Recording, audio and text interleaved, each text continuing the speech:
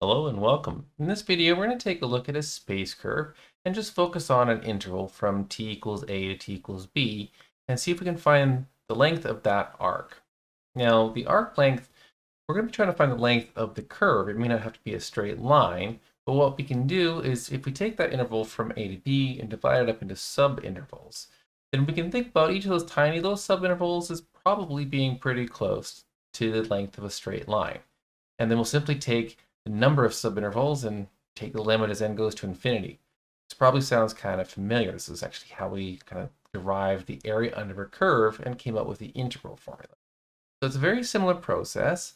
Let's see if we can do that to find the arc length of a space curve over an interval. So let's take a look here. I've got a space curve, and let's let C be defined by the vector function RT. And let's suppose RT is differentiable on the closed interval from a to b. And here I've just got an example of a three-dimensional picture. Now, remember, r of t is the position function. It gives us points along the curve. So here I've got green vectors. That would be the vector function rt. And for every little step, as t goes from a to b, we get another point along this little interval. And let's say we want to find the arc length of the blue curve from a to b. Well, we could add up each of these little segments. So let's start by dividing our interval from t equals a to t equals b into n equal segments. Now this would look fairly similar probably from how we looked at the area under a curve in single variable calculus. We just take small delta x's, in this case delta t, divide the interval up b minus a over n. We could get t0, which would just be a, and then by adding delta t, we would get the endpoints of each of these little segments. And so the first segment would go from t equals t0 to t equals t1, and the very last segment would end up going from t sub n minus 1 to tn. Now, we can calculate the length of each intervals using the vector function. We would simply need to take the vector function evaluated at ti and subtract the vector valued function at ti minus 1. And that would give us a vector with the appropriate length for each interval. We can just find the norm of that to get the length. And we need to add all of those up from I equals 1 to I equals n. And then, of course, we'll take the limit as n goes to infinity. This gives us the length of our arc, let's say L, equal to the limit as n goes to infinity of the sum of all of the li's from I equals 1 to n. Now, we can cleverly just rewrite this as the sum from I equals 1 to n of li over delta t times delta t, where delta t is the little width of each subinterval. Now, it may not be obvious why we're doing that, but if we plug in our calculation for li, we can see since li is the norm of r of ti minus r of ti minus 1, well, this is kind of starting to look a little bit like the derivative. And because r is a differentiable function, we can use the mean value theorem here. It's just like a function like any other. There must be some value ti star in the interval from ti to ti minus 1, where r prime of t star has to be equal to this difference quotient. So, with that mean value theorem, that means that we should be able to replace everything inside this norm with r prime of ti star. And of course, this is going to look pretty familiar. We have some sort of function. We have the norm of r prime of ti star times delta t, and we're taking the summation from I equals 1 to n and taking the limit as n goes to infinity. And of course, that's just a definition of a definite integral now. The arc length of our space curve from t equals a to t equals b is simply given by the definite integral of the norm of r prime from t equals a to t equals b. We let C be a space curve defined by the vector function rt. Then we can say, as long as r prime is continuous over that closed interval from a to b, and if the curve is only traversed exactly once, then the arc length is given by this formula where we would take the norm of the derivative of r prime. You can think about that as maybe being like the velocity. We're taking the norm of r prime and integrating it over the interval from a to b. And here's a couple examples in R2, or R3. We could use functions f, g, and h, or we could just think about this as being a function x of t, y of t, and then z of t, maybe if we want to talk about the third dimension here. And knowing how we calculate norms is simply by taking each of the individual components, here the derivative of x, the derivative of y with respect to t, squaring those, summing, and square rooting.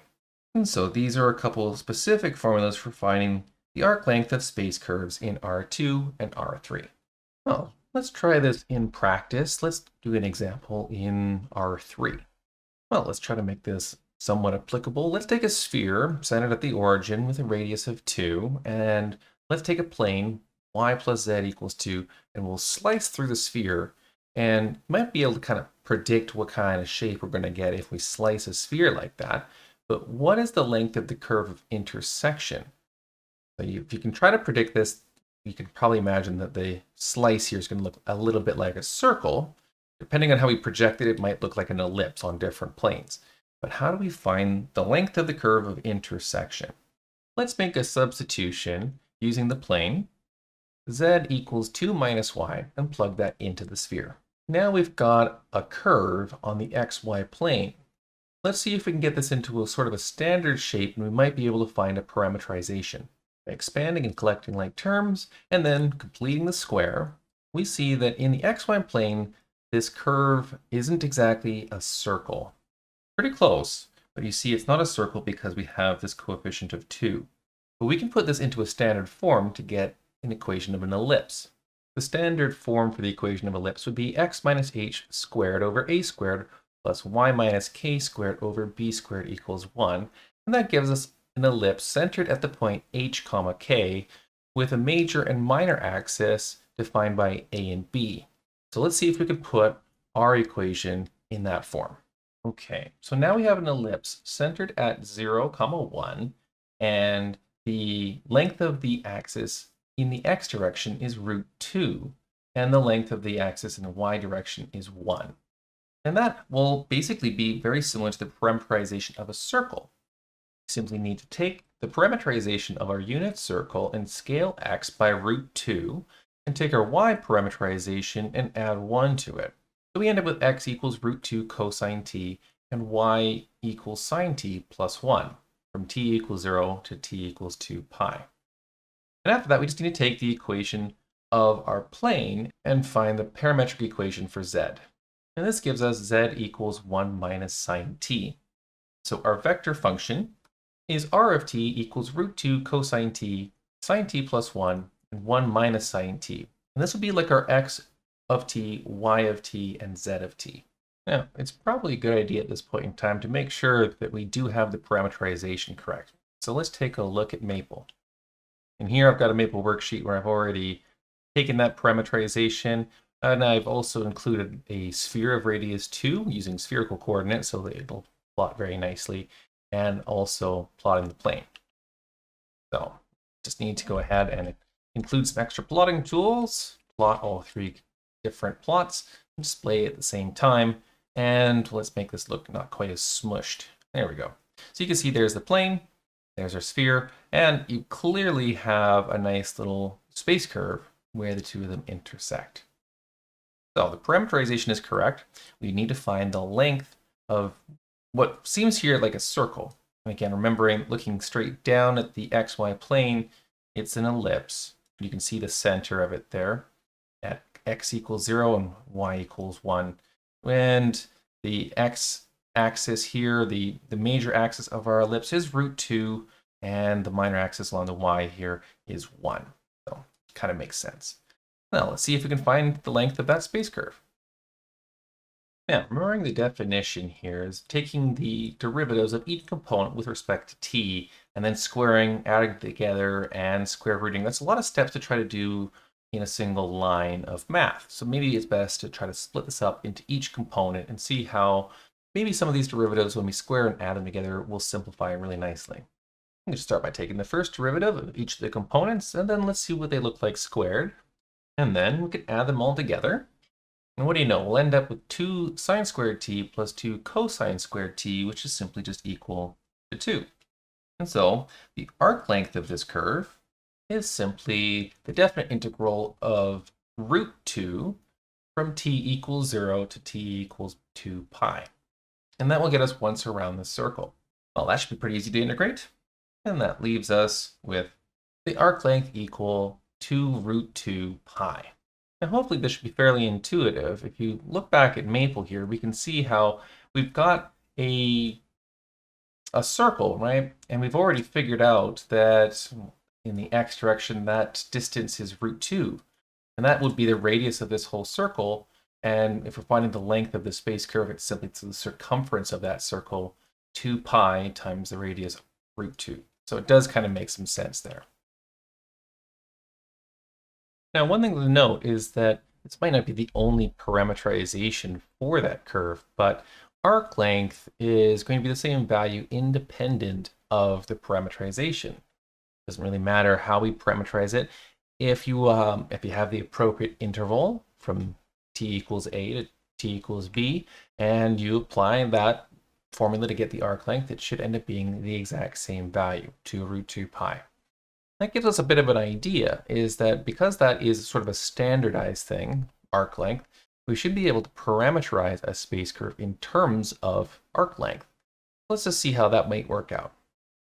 Let's let C be a space curve defined by the vector function r of t, from t equals a to b. And let's suppose that r prime is continuous and C is traversed exactly once. Then we could think about arc length starting from a up to arbitrary t. We can let that be a function of t, and we'll call that s of t. S is going to be our measure of arc length.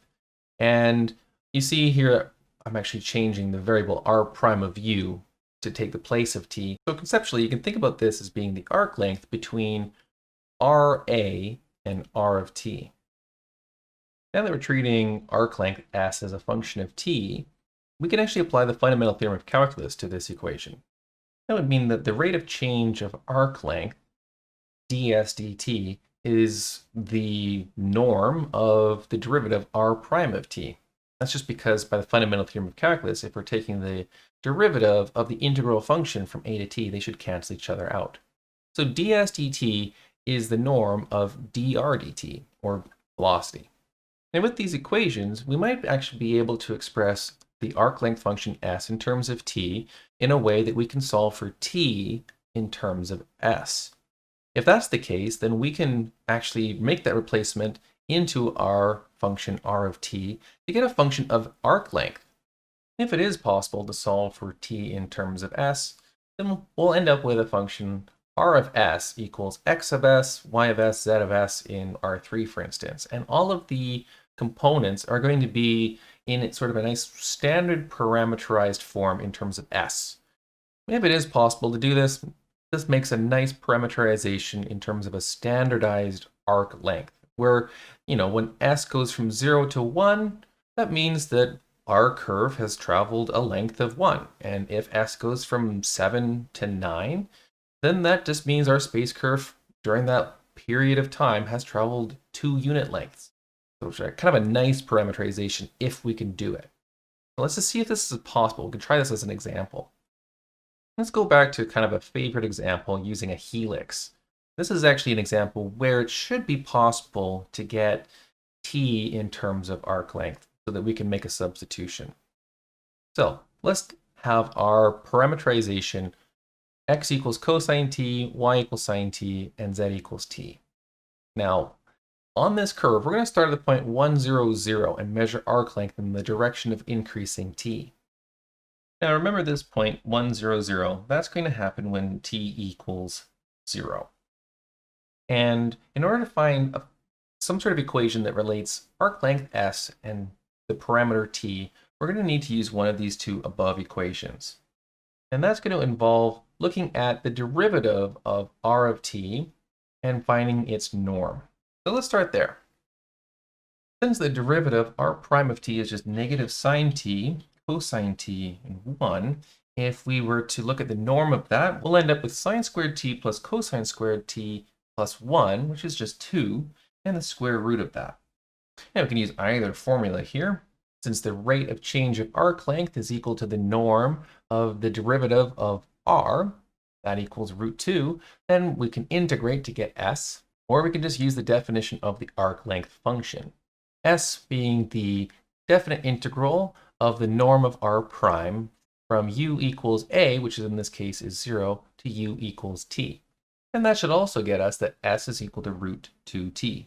So here the relationship is if t goes from 0 to 1, that's an arc length of root 2. And if t goes from 1 to 2, that's again an arc length of root 2. Every time t increases by 1, that gives us an additional arc length of root 2. Well, let's take that relationship and actually solve for t in terms of s. This means t is equal to s over root 2, and we can make that replacement to get a new parameterization of r in terms of arc length. And so our new parameterization, r of s equals cosine of s over root 2, sine of s over root 2, and s over root 2. So this is a fairly straightforward example. It doesn't always work out very easily to be able to solve for t in terms of s, but if it is possible, then this can be quite helpful. R of 0 is like our starting point, and R of 1 would simply have been an arc length of 1 unit from R of 0. And R of 2 will be an arc length of 2 units from R of 0. So it's a nice standardized parameterization. At this point in time, you don't need to use the arc length formula anymore to find the arc length of any interval. The length of the interval is also the length of the arc. Hopefully the main takeaway here is how to calculate arc length. That's obviously quite useful so that we can take any curve in space and figure out how long it is. But then this additional application here may not be quite as practical. It's not always possible to get t in terms of arc length and make that substitution. But conceptually, that's something that's easier to work with if you can make that substitution. So we'll be able to analyze a space curve in terms of its arc length parameterization in order to get an idea about, over the course of 1 unit of arc length, how much is it curving or how much is it twisting, that kind of thing. So it's a very nice conceptual concept that kind of gives us a standardized form for a parameter here in terms of arc length that we can start measuring other characteristics of the curve. We'll save that for later. Thanks for watching, and I'll see you in the next video.